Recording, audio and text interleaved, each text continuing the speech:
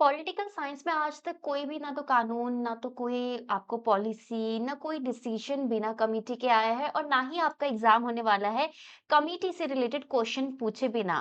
पर सबसे बड़ी प्रॉब्लम ये है कि जब कमिटी पे क्वेश्चन आता है तो इस कुछ 3-4 प्रकार के क्वेश्चन आते हैं जिसमें हम हमेशा कुछ ना कुछ मिस्टेक कर ही लेते हैं। इसलिए मैंने सोचा कि आपके लिए एक 37 मोस्ट इम्पोर्टेंट जो कमिटीज़ है आपकी यूजीसी नेट की, उसकी कंपाइलेशन मैं बना देती हूँ। हाँ, थोड़ा ऑड नंबर है 37 बट कमिटीज़ इ इतनी है तो मैं क्या करूँ? सबसे पहले वीडियो स्टार्ट करने से पहले एक थोड़ा-सा बता देती हूँ कि जो कमिटीज़ है ना, उसमें 3-4 तरीके के क्वेश्चन आते हैं। तो आगे जो वीडियो हम देखेंगे तो उनमें इन 4 चीज़ों पे फ़ोकस करेंगे। सबसे पहले कमिटी का एक अल्टरनेटिव नेम होता है, जिसकी वजह से वो पॉपुलर होती है, उस पे क्वेश्चन आता है। दूसरा उनके चेयरपर्सन पे क्वेश्चन आता है या उनकी मेंबरशिप पे। तीसरा कौन से ईयर में आई थी उस पे क्वेश्चन आता है और चौथा किस चीज़ के लिए आई थी, क्या रिकमेंडेशन हुआ या उसके बाद कोई कानून आया, तो ये चौथा क्वेश्चन आता है। तो आप इस पूरी वीडियो में इन 4 चीज़ों पे ही सिर्फ फोकस रखेंगे। So, welcome to my channel Discover Study with your political science mentor प्रीति बोरा। अगर आप न्यू हैं इस चैनल में तो फटाफट अभी चैनल को सब्सक्राइब कर लीजिए, नोटिफिकेशन ऑन कर लीजिए बिकॉज मैं ये जो सीरीज लेके आई हूँ पॉलिटिकल साइंस की, ये सारे एग्जामिनेशन के लिए एक रामबाण रहेगा आपके लिए बिकॉज ये छोटे छोटे जो आपको डोजेज मिल रहे हैं ना अलग अलग टाइप के क्वेश्चन के, ये आपको आपका जो स्कोर है वो यहाँ से यहाँ सेट कर सकते हैं। अभी भी अगर आपने वीडियो को लाइक नहीं किया तो फटाफट से कर लो और कोई भी अगर आपको डाउट हो तो उसके लिए आप कमेंट सेक्शन का यूज़ कर सकते हैं। नीचे स्क्रॉल बार में मैंने आपको लिख दिया है अपना टेलीग्राम चैनल @_वो स्टडी का लिंक, जिसमें के थ्रू आप मुझसे कनेक्ट कर सकते हैं, क्वेश्चन पूछ सकते हैं और आप ऑन डिमांड वीडियो भी ले सकते हैं क्योंकि लास्ट जो हमारी जो क्लास हुई थी बुक्स एंड ऑथर्स पे, जिसमें हमने 101 बुक्स एंड ऑथर्स पढ़ी थी। अगर आपने वो क्लास नहीं देख ली तो फटाफट से जाके देख लीजिए, मैंने आई बटन में लिंक ऐड कर दिया है। और उस वीडियो में मैंने लास्ट के 5 जो बुक्स है वो आपसे पूछी थी जिसका आपने कमेंट में आंसर भी दिया था और उसी कमेंट में मैंने पूछा था कि कौन सी आप नेक्स्ट वीडियो चाहते हैं, तो आपने सबने बोला था कि कमिटीज पे हमें नेक्स्ट वीडियो चाहिए, तो आ गई है वो वीडियो। तो सबसे पहले हम ये 5 क्वेश्चन का आंसर देख लेते हैं, देन हम कमिटीज की तरफ जाते हैं। तो पहला है the Arctic home of the वेदर्स किसकी है? ऑब्वियसली बात है, मैंने बताया था कि जो आर्यंस हैं उनका जो आपका कहाँ से आए हैं उसका जो पूरा वर्णन है वो इस बुक में लिखा हुआ है आर्कटिक सर्कल से। एंड इट इज किसकी बुक? तिलक की है या टैगोर की है, ये मुझे बताइए। ठीक है, तिलक है वैसे। The political economy of development in India Pranab Bardhan, then है politics of India since independence Paul R Brass, then the Indian struggle, ये है आपके नेताजी सुभाष चंद्र बोस जी की बुक। नेक्स्ट है आपका parties and party politics in India, Zoya Hasan. ठीक है, सो ये आपने कर लिया है तो फटाफट से अभी भी वीडियो को लाइक कर लो अगर नहीं किया तो कमिटीज हम करते हैं सबसे पहले पंचायती राज से जो संबंधित कमिटीज है। देखो 3-4 तरीके की कमिटीज आती है, पंचायती राज हो गया, इलेक्शन वाली हो गई, ठीक है, फिर कॉन्स्टिट्यूशन में कुछ दे रखी है, ठीक है, इस तरीके की बहुत सारी कमिटीज है, अभी देख लेते हैं। स्टेट रिऑर्गेनाइजेशन हो गई, सारी कवर करा रखी है, सेंटर स्टेट रिलेशंस की हो गई। पहला है आपका बलवंत राय मेहता कमिटी। ये कमिटी आई थी 1957 में और बलवंत राय मेहता जी को इनको बोला जाता है father of Panchayati Raj in India because यही सबसे पहले पर्सन थे जिन्होंने एक रिकमेंड किया था कि यार देखो 3 चरण में, यानी कि 3 टियर सिस्टम होना चाहिए हमारे लोकल गवर्नेंस का, यानी कि डिसेंट्रलाइजेशन, विकेंद्रीकरण जिसको बोलते हैं हम। जिसमें इन्होंने बोला था कि ग्राम पंचायत समिति और जिला परिषद, बेसिकली ये 3 अलग-अलग लेवल होंगे गाँव में, फिर थोड़े एक मीडियम वाले ब्लॉक लेवल पे, देन आपका डिस्ट्रिक्ट लेवल पे। और इन्होंने बोला था कि डेमोक्रेसी को अगर हमें और स्ट्रॉन्ग करना है तो हमें डेमोक्रेटिक डिसेंट्रलाइजेशन यानी कि लोकतांत्रिक विकेंद्रीकरण चाहिए होगा। ठीक है, ये 2 चीज़ों की इन्होंने बात करी थी। सेकंड आपके पास कमिटी है अशोक मेहता कमिटी, जो कि आई इसके तो एग्ज़ैक्ट 20 साल बाद। देखो 20 साल हो गए, इतना ज़्यादा 20 साल में जो-जो इन्होंने रिकमेंडेशन दी थी, क्या वो सक्सेसफुल हुई, नहीं हुई, इम्प्लीमेंट हुई, नहीं हुई, ये सब बताया आपके अशोक मेहता कमिटी ने। अशोक मेहता कमिटी ने 3 टियर के बजाय उन्होंने बोला कि नहीं यार अभी 2 टियर सिस्टम ही करते हैं। एक तो मंडल पंचायत कर लेते हैं, जिसमें उन्होंने बोला कि कुछ एक ग्रुप ऑफ विलेजेस का समूह होगा जिसको मंजित मंडल जो पंचायत पंचायत है वो रिप्रेजेंट करेगा और डिस्ट्रिक्ट लेवल पे हमारे पास जिला परिषद होगी। और इन्होंने एक और चीज़ बोली थी कि जो पॉलिटिकल पार्टीज़ है, राजनीतिक जो आपके दल हैं, ये सारे लोग इस इनसे बहुत ज़्यादा फ़ैमिलियर भी हैं, लोग जानते हैं कि पॉलिटिकल पार्टी कैसे वर्क करती है। तो पंचायत के इलेक्शन में ना पॉलिटिकल पार्टीज़ का भी एक रोल होना चाहिए और इन्होंने सजेस्ट किया था कि कॉन्स्टिट्यूशन स्टेटस मिलना चाहिए। अच्छा, एक क्वेश्चन आ जाता है स्पेसिफिकली कि कॉन्स्टिट्यूशन स्टेटस के लिए सबसे ज़्यादा किसने फ़ोकस किया था? तो उसमें अशोक मेहता नहीं आएँगे, ठीक है? क्योंकि उसमें एल.एम. सिंह भी आएँगे कि जी.वी.के. राव आएँगे, ये बताइए, थोड़ी देर में मैं आपको बता ही दूँगी, ठीक है? अब आती है नेक्स्ट कमिटी जी.वी.के. राव कमिटी जो कि आई आपकी 1985 में, यानी कि अभी आपका 78 में आ रखी है आपकी कमिटी देन 85 में। यानी कि अब ऐसा आपको लग रहा है कि जल्दी-जल्दी पंचायती राज यानी कि डेमोक्रेटिक डिसेंट्रलाइजेशन की तरफ फोकस कर रहे हैं। यानी कि जल्दी-जल्दी नई-नई कमिटीज़ बन रही है, उस चीज़ पे फोकस हो रहा है, उस चीज़ पे विचार-विमर्श हो रहा है। तो तीसरी जो जी.वी.के. राव जी थे, उन्होंने बोला कि जो पंचायती राज इंस्टीट्यूशंस है पीआरआई, उसमें अगर मैं रूरल डेवलपमेंट की बात करूँ, आपके ग्रामीण विकास की बात करूँ, उसका बहुत बड़ा रोल है और इसलिए इन्होंने बोला कि पंचायती राज इंस्टीट्यूशन प्राइम इंस्ट्रूमेंट है डेवलपमेंट के, ठीक है? वैसे तो अगर हम इंडिविजुअल कमिटी को पढ़ेंगे, तो जो कि मैंने ऑलरेडी पढ़ा भी रखा है, हमारे आप वीडियो सेक्शन में आप जाके देखेंगे, प्लेलिस्ट सेक्शन में आप जाके देखेंगे, आप पॉपुलर वीडियोज़ देखेंगे, आपको सरकारिया कमीशन, पूंजी कमीशन, आपके पंचायती राज इंस्टीट्यूशन से रिलेटेड जो कमिटीज़ हैं, उसकी अलग से लिस्ट भी मिल जाएगी। बट अभी हम एक कंपाइलेशन की तरह कर रहे हैं कि क्या-क्या क्वेश्चन आ सकते हैं, तो उसमें हम मेन फोकस क्या है इस कमिटी का, उस पे ज़्यादा जल फोकस करेंगे बिकॉज़ अभी क्रैश कोर्स की फॉर्म में ये मैं करा रही हूँ। बाकी डिटेल फॉर्म में भी आप देख सकते हैं, वो भी मैंने कवर करा रखा है अलग से। देन आती है आपकी LM. Singhvi committee 1986। So basically ये बहुत ही इम्पोर्टेंट कमिटी है बिकॉज़ एक चीज़ होती है ग्राम स्वराज, ठीक है? कि ग्राम में हमारा खुद का राज होना चाहिए गाँव के लेवल पे यानी कि ग्रास रूट अगर मैं बात करूँ क्या बोलते हैं स्वराज की, ठीक है? गवर्नेंस की बात की। तो इन्होंने ये कॉइन किया था, गढ़ा था ये टर्म कि ग्राम स्वराज होना चाहिए हमारा और स्ट्रांगली इन्होंने एडवोकेट किया था। अब आप बोलोगे कि ग्राम स्वराज तो बहुत पहले का टर्म है, येस पहले का है, लेकिन जब हम रिपोर्ट के बेसिस में बोलते हैं, लीगल बेसिस में बोलते हैं, पंचायती राज के कॉन्टेक्स्ट में बोल रहे हैं, तो उस लेवल पे इन्होंने ये टर्म पे फोकस किया बेसिकली और क्योंकि इन्होंने उस टर्म पे फोकस किया तो इनका मेन फोकस ये था कि वो टर्म ना हमारा लीगली रिकॉग्नाइज हो जाना चाहिए। इसका मतलब क्या है कि पंचायती राज इंस्टीट्यूशन को कॉन्स्टिट्यूशनल हमारा रिकॉग्निशन मिलना चाहिए क्योंकि वो बहुत ज़्यादा ज़रूरी है हमारे रूरल डेवलपमेंट के लिए। नेक्स्ट आती है आपके पास पीके थुंगन कमिटी 1988 की कमिटी है ये। इन्होंने रिकमेंड किया कि जो पावर है ना वो लोकल बॉडीज़ की तरफ जानी चाहिए और अगर मैं एडमिनिस्ट्रेशन प्रशासन की बात करूँ तो प्रशासन अभी तक तो हम बात कर रहे थे लोकतांत्रिक विकेंद्रीकरण की, लेकिन अब मैं बात करूँगी प्रशासनिक विकेंद्रीकरण यानी कि एडमिनिस्ट्रेटिव डिसेंट्रलाइजेशन यानी कि एक्चुअल काम उस पे होना चाहिए, फंक्शनिंग होनी चाहिए। ये सिर्फ ऐसा नहीं है कि हम मोटे-मोटे रूप से बोल दें कि हाँ भाई आपका ये पंचायत है, ठीक है, एक लोकल बॉडी है, नहीं। उसको प्रॉपर पावर्स दो, उसको प्रॉपर फंक्शंस दो और वो कैसे होगा? वो होगा अमेंडमेंट से क्योंकि ऑब्वियसली एल.एम. सिंघवी ने पहले से ही अमेंडमेंट की बात कर दी थी, तो यहाँ पे उस चीज़ को स्ट्रेच किया गया। नेक्स्ट आती है फर्स्ट हूवर कमीशन ये 1947 से 49 की है। यह दिसंबर वाला जो पेपर हुआ था ना उसमें मैच द फॉलोइंग की टर्म में आई थी। उसका मेन बात था कि एडमिनिस्ट्रेटिव रिफॉर्म ये सजेस्ट करें ताकि जो एफिशिएंसी और मतलब एफिशिएंसी है कि कितनी अच्छे से तुम काम कर रहे हो, इफेक्टिवनेस कितना सही काम हो रहा है यूएस फेडरल गवर्नमेंट की आफ्टर वर्ल्ड वॉर 2 वो इम्प्रूव हो बेसिकली। सो इसके बाद ये भी था कि रिकंस्ट्रक्शन प्लान वगैरह लेके आ गए थे।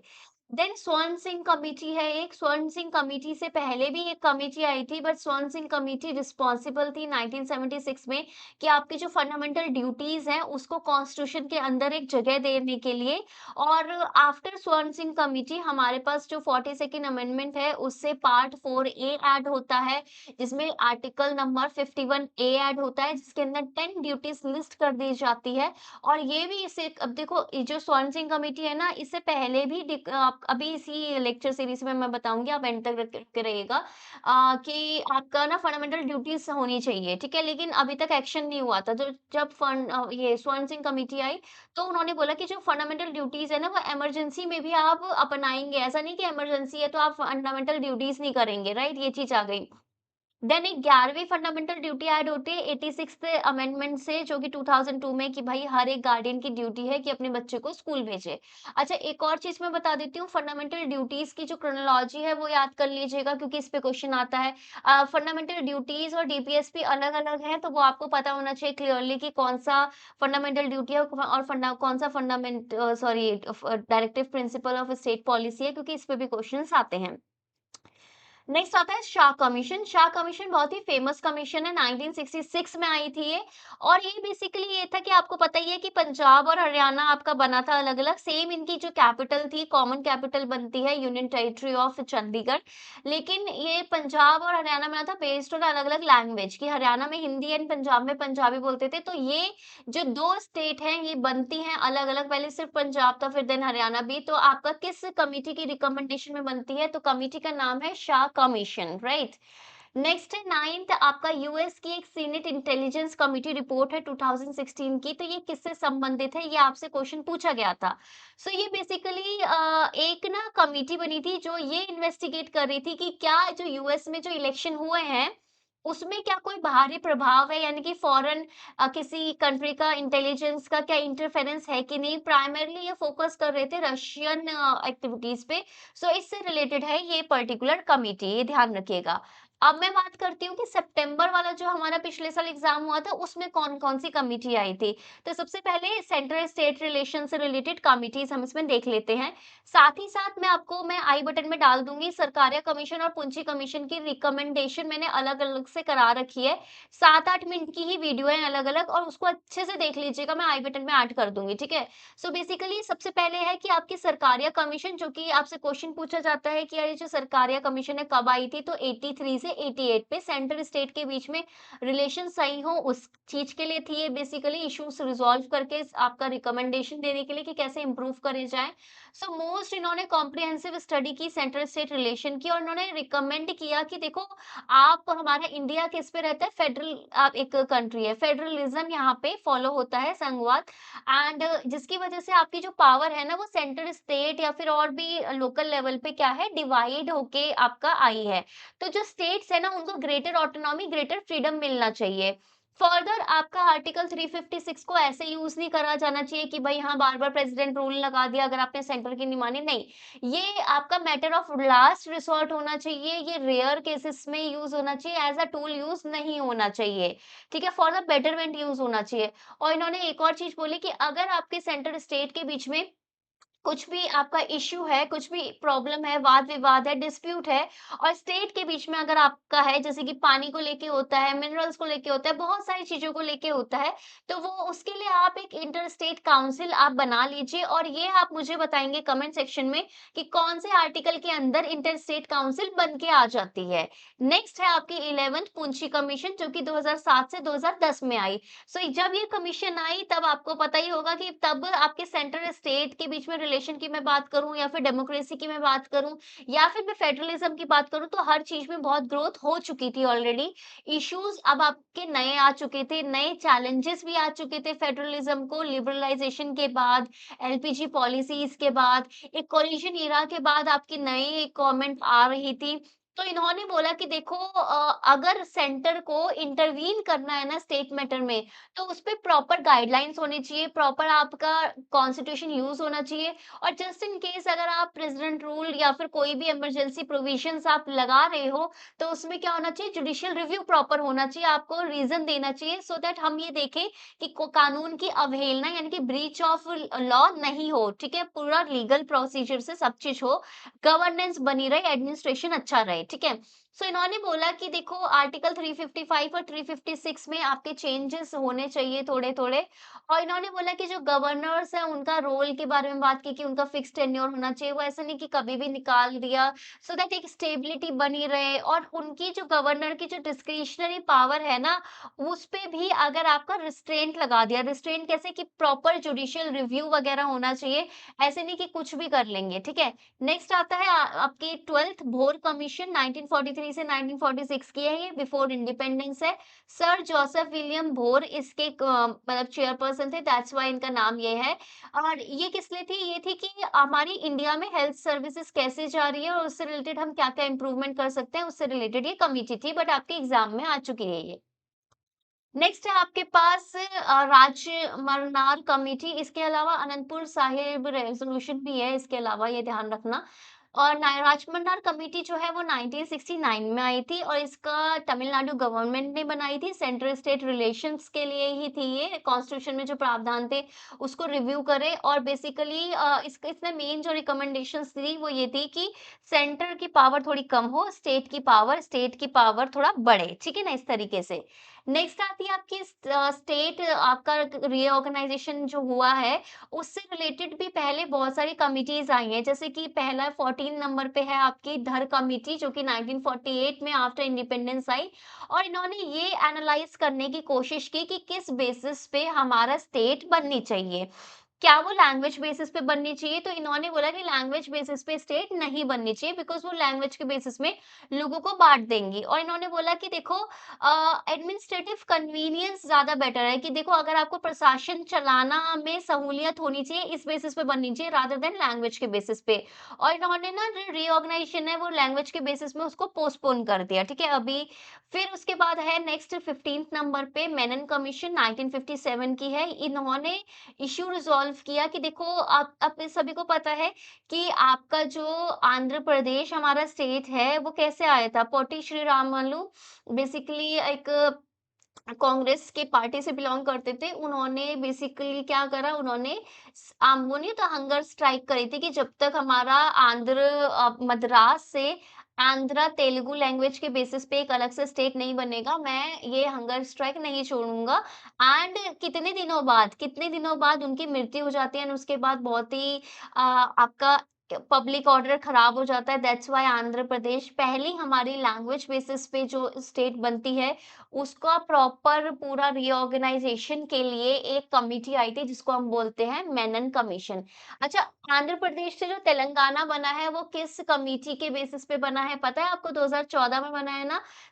ये आपका है श्री कृष्ण कमिटी, ये भी ध्यान रखना, मेरे को जस्ट याद आया तो मैंने सोचा बता दूं। नेक्स्ट, अगर आपने अभी तक वीडियो लाइक नहीं की है, बहुत शर्म की बात है, अभी लाइक करो और अभी सब्सक्राइब करो। मैंने देखा मेरे चैनल में बहुत सारा जो ट्रैफिक आता है मोर देन 50% वो उन्होंने चैनल को सब्सक्राइब ही नहीं कर रखा। देखो गुम हो जाएगा चैनल, ठीक है? बहुत अच्छा कंटेंट डालने वाली हूँ मैं, तो आप नुकसान में रहेंगे। नेक्स्ट है मुखर्जी कमीशन 1999 से 2005, ठीक है? ये एक बहुत ही लंबी चौड़ी कमीशन आती है बट इससे पहले हम शाहनवाज कमेटी 1956 की और खोसला कमीशन 1970 की देख लेते हैं। बेसिकली इन दोनों कमीशन ने कंफर्म की जो हमारे नेताजी सुभाष चंद्र बोस हैं, वो प्लेन क्रैश थ्योरी में उनकी डेथ हो गई थी। उस प्लेन क्रैश थ्योरी को इन्होंने कंफर्म किया जो कि ताइवान में आपको पता है ना, गिरा था। तो इसे कंफर्म किया लेकिन उसके बाद एक मुखर्जी कमीशन बनती है, बहुत ही 5-6 साल लगाती है और ये इन्वेस्टिगेट करना शुरू करती है कि कैसे जो एलिज्ड डेथ है ना नेताजी सुभाष चंद्र बोस की और उनका गायब हो जाना, उसको ये इन्वेस्टिगेट करते हैं और ये बोलते हैं कि देखो ज़रूरी मतलब ये जो बोलते हैं सर्कमस्टेंसेस क्या हैं आपके ताई हो को प्लेन क्रैश जो हुआ था 1945 में उसको करते हैं। बट ये इतना ज़्यादा कंफर्म नहीं होते कि हाँ यार प्लेन क्रैश होगा, ये इस चीज़ से इनको मतलब ये सहमत नहीं होते, ये ध्यान रखना।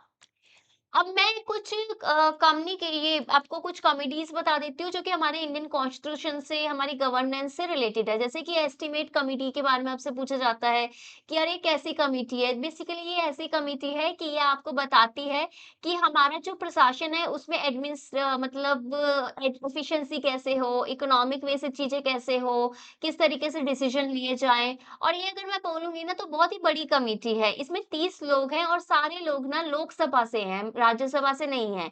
वहीं अगर एस्टीमेट होता है ना हिसाब लगाना तो वही काम करती है ये। पब्लिक अकाउंट कमेटी आपकी नेक्स्ट है, तो पब्लिक अकाउंट कमेटी का मतलब क्या है कि लोगों का जो अकाउंट है उससे रिलेटेड कमेटी। देखिए गवर्नमेंट हर साल कुछ ना कुछ स्कीम्स, पॉलिसीज़, बजट लेके आपका पैसा खर्च करती है, ठीक है ना? कैग क्या करता है? आपका controller and auditor general of India article 148 से 152 यही आर्टिकल्स के बीच में है क्या ये? मुझे बताइए। अम कैग की ड्यूटी होती है कि वो हिसाब लगाते हैं कि अच्छा यार सही तुमने अकाउंट की फॉर्म में रखा है, सही पैसा खर्च करा है, ऑडिट करते हैं पूरा। अब ये अपनी जो रिपोर्ट है कैग वो दे देते हैं पब्लिक अकाउंट कमेटी को कि देखो जनता का पैसा है तो आप देख लीजिए, हमने इतना इतना ऑडिट करके बता दिया। तो ये पब्लिक अकाउंट कमेटी एग्जामिन करती है उस रिपोर्ट को कि भाई अच्छा गवर्नमेंट ने पैसे खर्चे, इतने में खर्चे, इतना उन्होंने ये बनाया, ठीक है, लोगों के टैक्स पेयर का पैसे का ये यूटिलाइजेशन हो रहा है, लोग बेवकूफ नहीं बन रहे, उस चीज को ये पूरा देखती हैं। और इसमें कितने लोग होते हैं? 22 लोग, 15 लोकसभा, 7 राज्यसभा एंड आपके इसके हेड कौन होते हैं? हेड होते हैं अपोजिशन वाली पार्टी के एमपी, ठीक है? मेंबर ऑफ पार्लियामेंट अपोजिशन वाली पार्टी के। क्योंकि अगर अपनी गवर्नमेंट अपना ही काम आपको खुद चेक करना हो तो आप तो वेरी गुड एक्सीलेंट दे दोगे ना 10 में से 10। लेकिन अगर कोई और आपका दुश्मन चेक करेगा तब पता चलेगा ना कि भैया आपने सच में सही आपको आंसर आता है कि नहीं। नेक्स्ट, गोरवाल कमेटी 1951 की, ये भी एग्जाम में आती है और इसमें बेसिकली ये था। अच्छा ऊपर से देखते रहना हाँ, कौन-कौन से के एग्जाम में आए थे और अगर मैंने एग्जाम नहीं लिखा इसका मतलब समझ लो कि मैं अपने हिसाब से करा रही हूँ, अपने एडिशनल करा रही हूँ। ये ना रिफॉर्म सजेस्ट करती है कि पब्लिक एडमिनिस्ट्रेशन सिस्टम में किस तरीके से गवर्नेंस बेटर हो सकती है, ये ध्यान रखना। नेक्स्ट आती है फर्स्ट एडमिनिस्ट्रेटिव रिफॉर्म कमेटी, ये भी मैं डिटेल में आपको करा दूंगी। अभी मैंने फर्स्ट और सेकंड एडमिनिस्ट्रेटिव रिफॉर्म कमेटी के बारे में नहीं कराया, बट मैं डिटेल में अलग से लेक्चर करा दूंगी। बट अभी फिलहाल हम देख लेते हैं कि इसका मेन चीज क्या था, कि एडमिनिस्ट्रेशन के लिए क्या रिफॉर्म चाहिए 1966 में। सबसे पहले मुझे बताओ कि फर्स्ट एडमिनिस्ट्रेटिव रिफॉर्म कमेटी के हेड कौन थे, चेयरपर्सन कौन थे? क्योंकि सेकंड का तो मैंने लिखा है, इसका नहीं लिखा है, ये आप मुझे बताओगे। और मैं कब बताऊंगी आपको? नेक्स्ट लेक्चर में, जैसे पिछली बार के लेक्चर की बुक्स का मैंने आज बताया है। तो इन्होंने बोला था कि इंटरस्टेट काउंसिल होना चाहिए और मिसयूज आपका आर्टिकल 356 का नहीं होना चाहिए। नेक्स्ट आती है संथानम कमेटी 1962 की, इसको प्रिवेंशन ऑफ करप्शन के लिए कमेटी भी बोलते हैं, क्योंकि जो प्रॉब्लम थी ना करप्शन की, भ्रष्टाचार की पब्लिक सर्विसेज में, उसको ये देखती है और किस तरीके से उसको कम करा जाए। तो वो बहुत सारे रिकमेंडेशन देती है, जैसे कि सेंट्रल विजिलेंस कमीशन एक बननी चाहिए जो कि 1964 में बन भी जाती है, ये ध्यान रखना। ठीक है? एंड नेक्स्ट आती है कि आपके वोहरा कमेटी, ठीक है? सो वोहरा का फुल फॉर्म क्या है? एनएन वोहरा है कि आप बताओ मुझे, ठीक है, कमेंट में, क्योंकि इनका नाम पे भी क्वेश्चन आया है, मेरे को याद है, ठीक है? सो 1993 में ये कमेटी आई थी। इन्होंने इस कमेटी ने क्या किया ना, इन्होंने बोला ये जो गठजोड़ है ना एंड बेसिकली नेक्सस है ना, क्रिमिनल्स, पॉलिटिशियंस और ब्यूरोक्रेट्स, इन तीनों के बीच में क्या नेक्सस है, क्या लिंक है, उस चीज को इन्वेस्टिगेट किया। और ये नेक्सस ना बने, ये लिंक ना हो, क्रिमिनलाइजेशन ऑफ पॉलिटिक्स ना हो, इस वजह से इन्होंने बहुत सारे पॉलिसी रिकमेंडेशंस चाहिए मतलब दिए और ये इलेक्शन रिफॉर्म्स बताए। ठीक है? और ये बैकग्राउंड सेट किया कि इलेक्शन रिफॉर्म्स होने चाहिए, अदरवाइज क्या होता है, जो जिनका क्रिमिनल बैकग्राउंड होता है वो पॉलिटिशियंस बन जाते हैं, या पॉलिटिशियंस क्रिमिनल उसमें को सपोर्ट करते हैं, ब्यूरोक्रेट्स, इन इन सब का ना एक नेक्सस है जो कि आपका कहीं न कहीं करप्शन को फुलफिल करता है, ठीक है? इस वजह से इन्होंने बोला कि चेंजेस होने चाहिए, रिफॉर्म होने चाहिए। नेक्स्ट है इलेक्शन से रिलेटेड एक और कमिटी, दिनेश गोस्वामी कमिटी, 1990 की है ये। इन्होंने बोला कि इलेक्शन लॉज में बहुत सारे चेंजेस होने चाहिए, जैसे कि क्रिमिनलाइजेशन ऑफ पॉलिटिक्स आपका कम होना चाहिए, कि पॉलिटिशियंस जो हैं, उनके खिलाफ, जिनके खिलाफ क्रिमिनल केसेस वगैरह हैं, उनको कैंडिडेट का फॉर्म नहीं मिलना चाहिए, उनको मतलब बहुत सारी चीजें से हैं, ठीक है? इस तरीके से डिस्क्वालिफिकेशन के बारे में भी बात करी गई है। फिर इन्होंने बोला कि इंटर पार्टी डेमोक्रेसी भी होनी चाहिए। ऐसा नहीं है कि एक ही पर्सन है वही सब कुछ कर रहा है, नहीं, इंटर पार्टी भी सबको मौका मिलना चाहिए, डेमोक्रेसी होनी चाहिए, इस पे बात करी है। नेक्स्ट है इंद्रजीत गुप्ता कमिटी, 1998 में आई थी। इन्होंने बोला कि जो इलेक्शंस होते हैं ना, वो अब इंडिविजुअल पैसों से नहीं होने चाहिए, क्योंकि ऐसे तो जो लोग, जिनकी बहुत गठजोड़ होगा किसी बिजनेसमैन से या फिर कोई वो डील क्रैक कर लेंगे, वही आपके आगे नेता बनेंगे। एंड उन्होंने आपके टैक्स पेयर का क्या, टैक्स पेयर पेइंग का जो आपका पेयर है आप, उसका जो पैसा है उसका क्या करना है, किस तरीके से यूटिलाइजेशन करना है, आप उनके हाथ में तो नहीं छोड़ सकते ना, क्योंकि वो तो अपने आपको पार्टी में रखने के लिए कुछ भी करेंगे। ठीक है? दैट्स व्हाई इन्होंने बोला कि देखो एक ना सेम लेवल होना चाहिए, यानी कि सब जो लोग हैं, जो कैंडिडेट कैंडिडेट बनना चाहते हैं, इलेक्शन में खड़ा होना चाहते हैं, उनको मौका मिलना चाहिए। कैसे मिलेगा? स्टेट फंडिंग ऑफ इलेक्शंस के थ्रू, कि इलेक्शंस का स्टेट फंडिंग होना चाहिए, उस पे भी एक पर्टिकुलर लिमिट लगा दी कि यार देखो ये खर्चा है, इससे ज़्यादा खर्चा किया तो फिर आप पे क्या होगा, आप पे एक्शन लिया जाएगा, ठीक है? प्रॉपर आपको पता है कि हर एक अलग-अलग टाइप के इलेक्शन के अलग-अलग एक लिमिट सेट कर दी है, तो वो इंद्रजीत गुप्ता कमिटी के रिकमेंडेशन के बाद आया है। नेक्स्ट आता है तारकुंडे कमेटी, जो 1974 में, बहुत ही पुरानी कमेटी है। इन्होंने सबसे पहले बोला था कि इलेक्टोरल रिफॉर्म्स होने चाहिए, फ्री एंड फेयर होने चाहिए इलेक्शन। ऐसा नहीं है कि कोई मतलब पैसा लेके आपका इलेक्शन आप वोट डाले या फिर मसल या मनी पावर दिखाए, नहीं। और इन्होंने बोला था कि मतलब पैसों का जोर हो गया है, मसल का जोर हो गया, वो कम होना चाहिए। प्रॉपर पेट्रोल मतलब सारे चीजें होनी चाहिए उस पे, बूथ कैप्चरिंग ये सब नहीं होना चाहिए। तो फ्री एंड फेयर इलेक्शन पे मेन फोकस था। नेक्स्ट है आपका 27 एडमिनिस्ट्रेटिव रिफॉर्म कमेटी, जो 2008 में आई थी, सेकंड वाली मतलब रिपोर्ट दी थी इन्होंने 8 में। वीरप्पा मोइली इनके क्या थे, चेयरपर्सन थे। इन्होंने बोला कि इलेक्टोरल रिफॉर्म्स होने चाहिए, गवर्नेंस अच्छी होनी चाहिए, एथिक्स को मेंटेन, मोरालिटी एथिक्स वगैरह, इलेक्शन में ट्रांसपेरेंसी होना चाहिए, स्टेट लोगों को ज्यादा पावर मिलनी चाहिए, पंचायती राज इंस्टीट्यूशंस को फ्रीडम मिलना चाहिए, अकाउंटेबिलिटी होनी चाहिए उनकी, ठीक है? इस तरीके से। और इन्होंने बोला था कि देखो स्कीम्स जो है ना, अगर वो सेंटर से कोई आ रही है, फिर स्टेट में जा रही है, तो वो ग्रास रूट लेवल तक उसका इफेक्ट दिखना चाहिए, कन्वर्जेंस होना चाहिए, कहीं न कहीं इन्होंने बात की थी। नेक्स्ट है आपका 28 कृपलानी कमेटी 1954 की। इन्होंने बोला कि देखो आप, अच्छा ये वाली कमेटी थी स्वर्ण सिंह कमेटी से पहले। इन्होंने बोला था एक कोड होना चाहिए फंडामेंटल ड्यूटी का कॉन्स्टिट्यूशन में, और हर एक की ना नैतिक ड्यूटी होनी चाहिए, ज़िम्मेदारी होनी चाहिए एज़ अ सिटिज़न, कि हर एक की रिस्पॉन्सिबिलिटी होना चाहिए कि हम अपने देश को स्ट्रॉन्ग करें, हम अपने देश की लोकतंत्र को स्ट्रॉन्ग करें। ठीक है, लेकिन इस समय में ना गवर्नमेंट ने एक्ट नहीं किया था, बट इसके तुरंत बाद आती है आपकी स्वर्ण सिंह कमेटी, जो कि ये बोलती है कि ना कि सिर्फ नॉर्मल टाइम्स में, बट इमरजेंसी के टाइम पे भी फंडामेंटल ड्यूटीज आपको अपनानी चाहिए, एंड उसके बाद आपकी अमेंडमेंट हो जाती है। नेक्स्ट आता है आपका 29 justice JS Verma committee 2013। After Nirbhaya incident ये कमेटी बनती है और ये डिस्कस करती है कि भाई किस तरीके से आपका गवर्नेंस होना चाहिए, और भी एस्पेक्ट्स पे of security and electoral accountability issues पे, ठीक है? ये सब चीजें इस पे होती है। नेक्स्ट है 38 हरलाल सिंह खारा कमेटी 1990 की है ये, अभी आपने नहीं सुनी होगी।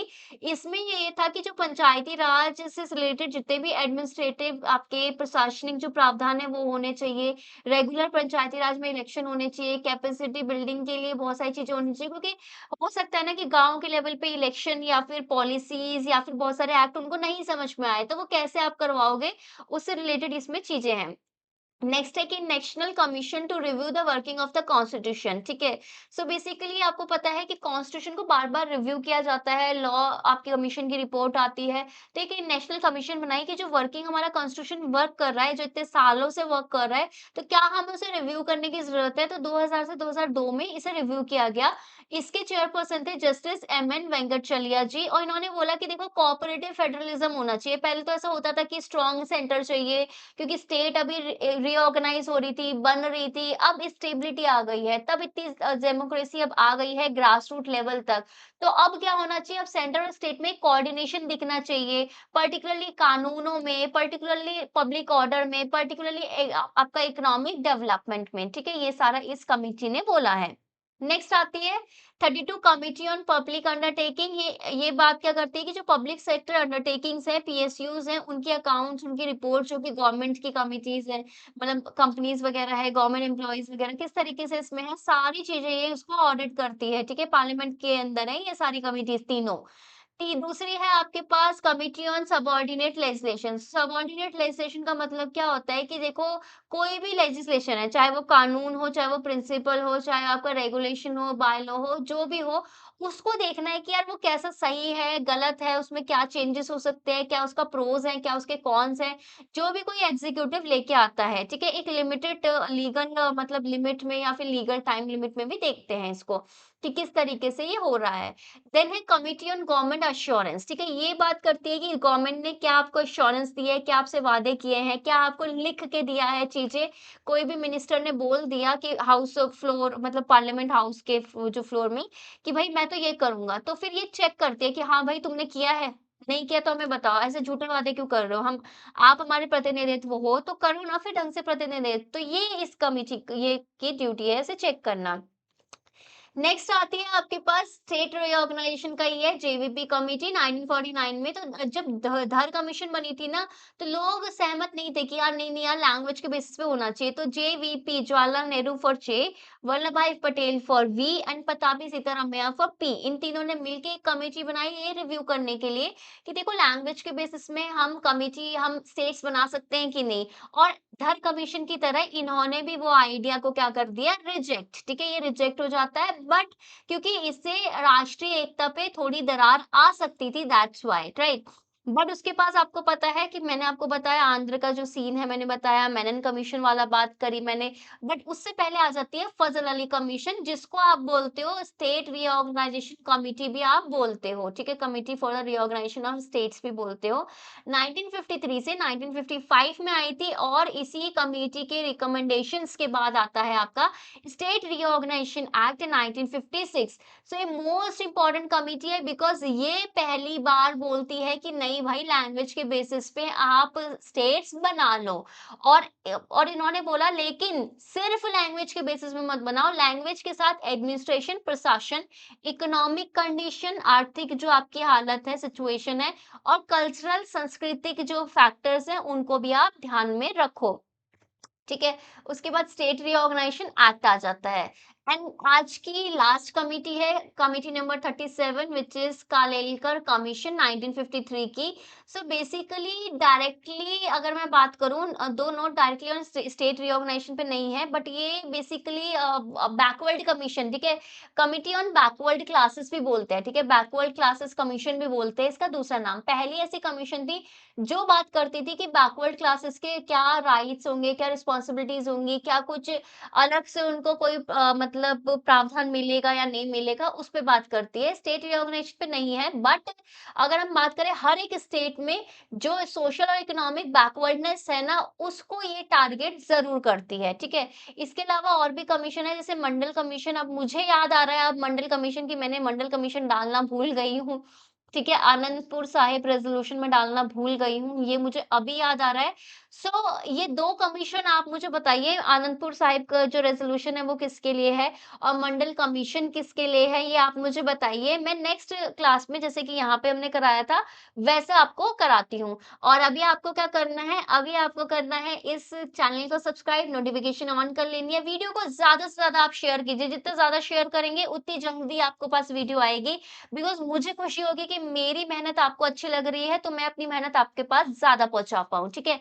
लाइक ज़रूर कर देना और कमेंट भर-भर के मुझे बताओ कि नेक्स्ट वीडियो आपको किस टॉपिक पे चाहिए? क्योंकि कल वाली वीडियो का आपने मुझे बताया था कि अब मेरे को हमें नेक्स्ट कमिटीज़ पे चाहिए, तो कमिटीज़ आ गई, ठीक है? अब आप बताइए कि आपको नेक्स्ट वीडियो कौन-सी चाहिए और कल आपके पास वो वीडियो हाज़िर होगी, ठीक है? Bye bye, take care, have a nice day, all the best, पढ़ते रहिए, उम्मीद मत हारिए और मुझे भी एप्रिशिएट साथ में करते रहिए, ठीक है? बाय-बाय।